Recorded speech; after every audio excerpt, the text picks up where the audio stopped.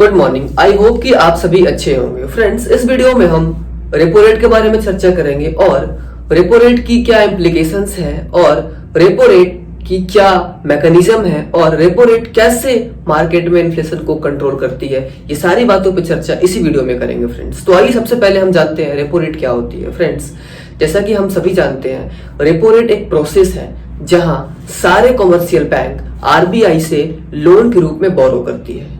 Friends, आइए सबसे पहले हम इसका डेफिनेशन के बारे में जानते हैं। तो फ्रेंड्स, रेपो रेट का डेफिनेशन होता है, repo rate refers to the rate at which the RBI lends to commercial bank in the event of any shortfall fund. Friend, क्या कुछ मतलब है इस डेफिनेशन का, एक एग्जांपल से समझते हैं। फ्रेंड्स, सपोज दैट कि एचडीएफसी एक कमर्शियल बैंक है और एचडीएफसी को 100 करोड़ का लोन चाहिए। फ्रेंड्स, एचडीएफसी एक कमर्शियल बैंक है और एचडीएफसी को 100 करोड़ का इंस्टेंट लोन चाहिए। उसके फंड में काफी शॉर्टेज हो गई है और उसे इंस्टेंट लोन चाहिए। तब उसके दिमाग में आरबीआई का ख्याल आता है और दौड़ता हुआ आरबीआई के पास जाता है और कहता है, आरबीआई मुझे 100 करोड़ की लोन चाहिए। आरबीआई कहता है, ठीक है, मैं तुम्हें 100 करोड़ का तो लोन दे दूंगा, लेकिन तुम्हें हमारे पास एज ए कोलेटरल सिक्योरिटी के रूप में कुछ डिपॉजिट करना होगा। तब आरबीआई कहती है कि हमारे पास कोलेटरल के रूप में गवर्नमेंट सिक्योरिटीज है, मैं वो सिक्योरिटीज तुम्हारे पास रख देता हूं और तुम मुझे लोन दे दो। तब आरबीआई कहता है, ठीक है, मुझे वो सिक्योरिटीज हमारे पास दे दो और तुम यहां से लोन ले जाओ। तब एचडीएफसी उस सिक्योरिटीज को आरबीआई के पास रख देती है और वहां से 100 करोड़ लोन लेके यहाँ पे अपने यहाँ यूज कर लेती है। फ्रेंड्स, इस प्रोसेस में बेसिकली हो क्या रहा था? फ्रेंड्स, इस प्रोसेस में ये हो रहा था कि कमर्शियल बैंक को जब भी लोन की जरूरत होती है या फिर उसके फंड में कमी होती है, तब तुरंत एक कोई ना कोई कोलेटरल सिक्योरिटी वहां पे आरबीआई के पास डिपॉजिट करके और वहां से जितना लोन की जरूरत होती है वहां से विड्रॉ कर लेता है आरबीआई से। फ्रेंड्स, इस प्रोसेस को हम रेपो रेट कहते हैं। अब आपके माइंड में एक सवाल आ रहा होगा कि यार, रेट तो मेरे को पता होता है, मैं काफी दिनों से रेट के बारे में तो सुनता आ रहा हूं हर एक चीज में, लेकिन ये रेपो क्या होता है? फ्रेंड्स, रेपो का मतलब होता है रीपरचेज ऑब्लिगेशंस और रीपरचेज एग्रीमेंट और रीपरचेज ऑप्शंस। फ्रेंड्स, ये चीज ये तो इसकी फुल फॉर्म हो गई रेपो की, पर इसका काम क्या है रेपो का? फ्रेंड्स, रेपो का basically friends, repo it is a type of short term borrowing, यानी कि रेपो का यूज करके कोई भी फाइनेंशियल इंस्टीट्यूशन जब भी उसको शॉर्ट फॉर्म लोन की जरूरत होता है, तब वो रेपो का इस्तेमाल करके वो किसी भी फाइनेंशियल इंस्टीट्यूशन से लोन ले सकता है। फ्रेंड्स, आइए जानते हैं कि क्या होती है रेपो, क्या कहता है repo. Friends, repo means it is an agreement to buy those security back after a specified time period। Friends, जैसा कि हम जब हम रेपो रेट के बारे में समझ रहे थे, उसमें हम एक एग्जांपल लिए थे एचडीएफसी का। एचडीएफसी एक कमर्शियल बैंक है और जब उसको जरूरत पड़ती है तो वो आरबीआई से लोन लेती है और कोलेटरल के रूप में एक सिक्योरिटी रखता है। फ्रेंड्स, वो जो सिक्योरिटी रखता है, उस सिक्योरिटी रखने से पहले आरबीआई से वो वादा करता है कि एक स्पेसिफाइड टाइम के बाद, एक सर्टेन टाइम के बाद इस सिक्योरिटी को हम आपसे वापस खरीद कर ले जाएंगे। फ्रेंड्स, इसी रीपरचेज ऑब्लिगेशंस को हम रेपो कहते हैं। आई होप कि आपको रेपो और रेपो रेट क्या होता है इसके बारे में समझ में आया होगा।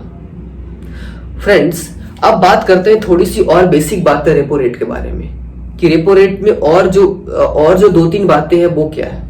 फ्रेंड्स, सबसे पहले जो रेपो रेट होता है, ये शॉर्ट फॉर्म लोन होता है, ये शॉर्ट टर्म के लिए लोन होता है। फ्रेंड्स, दूसरी बात है कि जो रेपो रेट होता है, ये कोलेटरल सिक्योरिटी का रिक्वायरमेंट भी करता है, यानी कि जब किसी भी बैंक को कमर्शियल बैंक को लोन चाहिए होता है तो लोन लेने से पहले उसे एज ए कोलेटरल सिक्योरिटी के रूप में जहां से वो लोन लेना चाहती है, सपोज दैट कि वो आरबीआई के यहां से लोन लेना चाहती है, तो उसे आरबीआई के पास कोलेटरल के रूप में उसे जमा कराना होता है कुछ सिक्योरिटी, जैसे गवर्नमेंट सिक्योरिटी, जैसे बॉन्ड, जैसे ट्रेजरी बिल। फ्रेंड्स, तो ये सारी चीजें रेपो रेट के बारे में थी और अभी करंट जो रेपो रेट चल रहा है फ्रेंड्स, वो 5.90। अब आइए चर्चा करते हैं फ्रेंड्स कि जो रेपो रेट है वो कैसे मार्केट में इन्फ्लेशन को कंट्रोल करती है और कैसे इकोनॉमी में स्टेबिलिटी बनाती है। फ्रेंड्स, जैसा कि हम सभी जानते हैं कि इन्फ्लेशन मीन्स होता है कि generally increase in the price of goods and services. Means जब मार्केट में इन्फ्लेशन आती है, जब इकोनॉमी में इन्फ्लेशन आती है, तो जनरली जो गुड्स और सर्विसेज की जो प्राइस है उसमें इंक्रीजमेंट हो जाती है। तो फ्रेंड्स, जो रेपो रेट होता है ये काफी टेक्निकली और काफी स्मार्टली इसको इस्तेमाल करके हम इन्फ्लेशन को कंट्रोल कर सकते हैं और इकोनॉमी में स्टेबिलिटी बना सकते हैं। फ्रेंड्स, जब मार्केट में इन्फ्लेशन आती है तब आरबीआई का एंट्री होता है। आरबीआई कहती है भैया मार्केट में इन्फ्लेशन आ गया, हमें कुछ करना पड़ेगा। तब आरबीआई कहती है रुको, सबसे पहले रेपो रेट पे लगाम लगाओ। और रेपो रेट पे लगाम क्यों लगाती है फ्रेंड्स? जब बैंक को जरूरत लोन की पड़ती है तो आरबीआई के पास जाता है और आरबीआई उसे लोन प्रोवाइड कर देती है।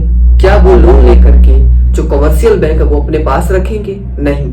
जब वो आरबीआई से लोन लेकर के अपने पास लाएंगे तो जाहिर सी बात है कि वो मार्केट में डिस्ट्रीब्यूट करेंगे। अब जब ज्यादा लोन मार्केट में डिस्ट्रीब्यूट होगा तो लोगों के पास बहुत सारा पैसा आ जाएगा। इट मीन्स कि मार्केट में मनी सप्लाई बढ़ जाएगा, क्योंकि हर व्यक्ति के पास पैसा आ जाएगा और हर व्यक्ति लोन लेके घूमेगा। हर व्यक्ति के पास पैसा आएगा, हर व्यक्ति अपने जेब में पैसा लेके घूमेगा और कुछ भी खरीदने का क्षमता रखेगा। इन द सेंस कि जब मार्केट में मनी सप्लाई बढ़ जाती है तब लोगों का डिमांड भी बढ़ जाती है। फ्रेंड्स, जब लोगों का डिमांड बढ़ जाता है और इधर सप्लाई तो फिक्स है पर डिमांड ज्यादा है, जब डिमांड बढ़ती है तो प्राइस भी बढ़ती है, और जब डिमांड और प्राइस दोनों बढ़ती है फ्रेंड्स तो एक टाइम आता है जहां इन्फ्लेशन क्रिएट होता है। फ्रेंड्स, जब मार्केट में इन्फ्लेशन आ जाती है तो आरबीआई तुरंत इंस्टेंट स्टेप लेता है और रेपो रेट को इंक्रीज कर देता है। इट मीन्स सपोज दैट कि फिलहाल अगर 4% रेपो रेट चल रही है तो उसको बढ़ा के 6% या 7% कर देती है। हम एक एग्जांपल के तहत बोल रहे हैं। जब रेपो रेट बढ़ा देती है आरबीआई, तब जो कमर्शियल बैंक है वो आरबीआई से लोन लेना कम कर देती है। इट मीन्स कि जब ज्यादा रेट पे आरबीआई कमर्शियल बैंक को लोन देंगी तो क्या कमर्शियल बैंक भी जो लोग हैं, कंज्यूमर हैं, मार्केट में जो कस्टमर है उसको भी तो ज्यादा अमाउंट, ज्यादा इंटरेस्ट पे लोन देंगे। तो क्या कोई भी कस्टमर लोन लेना चाहेगा? नहीं चाहिए। क्यों? क्योंकि उसका ईएमआई महंगा हो जाएगा, इंटरेस्ट ज्यादा लगने लगेंगे। जब कस्टमर लोन लेना कम कर देंगे तब कमर्शियल बैंक भी लोन लेना कम कर देंगे।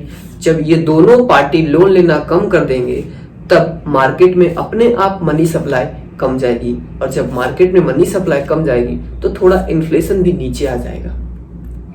फ्रेंड्स, एक चीज और इसके बारे में हम जानते हैं कि जो रेपो रेट है वो कैसे रिसेशन को भी कंट्रोल करती है। फ्रेंड्स, रिसेशन मतलब क्या होता है कि जहां पे economic growth, it means GDP में डिक्लाइन होने लगती है और इकोनॉमिक ग्रोथ में कम होने लगती है। मींस इकोनॉमिक ग्रोथ में भी डिक्लाइन होने लगती है और जीडीपी में भी डिक्लाइन होने लगती है। फ्रेंड्स, जब मार्केट में रिसेशन आती है तब आरबीआई सोचती है कि यार मार्केट में रिसेशन है, इट मींस कि मार्केट में मनी सप्लाई नहीं है, इट मींस कि मार्केट में पैसा ही नहीं लोगों को डिमांड करने के लिए। तब आरबीआई क्या करती है कि जो रेपो रेट है वो उसको डिक्रीज कर देती है, उसको घटा देती है। इससे क्या होता है, जो कमर्शियल बैंक है वो आरबीआई से लोन लेना ज्यादा मात्रा में शुरू कर देंगे, क्योंकि रेट सस्ता है। जब कमर्शियल बैंक लोन लेना शुरू करेंगे और रेट सस्ता है तो जाहिर सी बात है कि जो कमर्शियल बैंक है वो जो हमारे कस्टमर है, कस्टमर को भी सस्ते में लोन देगी, हमारे यहाँ से जो कस्टमर है उसको भी सस्ते में लोन देगी, ताकि कस्टमर भी लोन लेके अपने सपनों को पूरा कर सके, जैसे घर खरीद सके, कार ले सके और भी कई सारी चीजों में यूज कर सके। जब कमर्शियल बैंक को आरबीआई से सस्ते रेट पे लोन मिलेगी तब कमर्शियल बैंक भी अपने कस्टमर को सस्ते रेट पे लोन देगी, और जब सस्ते रेट पे लोन देगी तो बहुत सारे कस्टमर लोन लेने में अपनी इच्छा दिखाएंगे, और जब लोन लेना शुरू कर देंगे कस्टमर तब मार्केट में मनी सप्लाई बढ़ जाएगी, हर लोगों के पास पैसा हो जाएगा, और जब हर लोगों के पास पैसा हो जाएगा तो मार्केट में डिमांड बढ़ेगी, और जब डिमांड बढ़ेगी तब यहाँ से धीरे धीरे इकोनॉमी एक्सपेंशन की ओर बढ़ती चली जाएगी। इट मीन्स यहाँ पे इकोनॉमी में ग्रोथ आएगा और जीडीपी में भी ग्रोथ आएगा। फ्रेंड्स, ये सारी चीजें रेपो रेट के बारे में थी, और रेपो रेट कैसे इन्फ्लेशन को कंट्रोल करता है उसके बारे में थी। आई होप कि आपको समझ में आया होगा। इसी इसी तरीके के वीडियो देखने के लिए फ्रेंड्स इस चैनल को सब्सक्राइब और शेयर और लाइक करते रहें। तब तक के लिए आपको जय हिंद।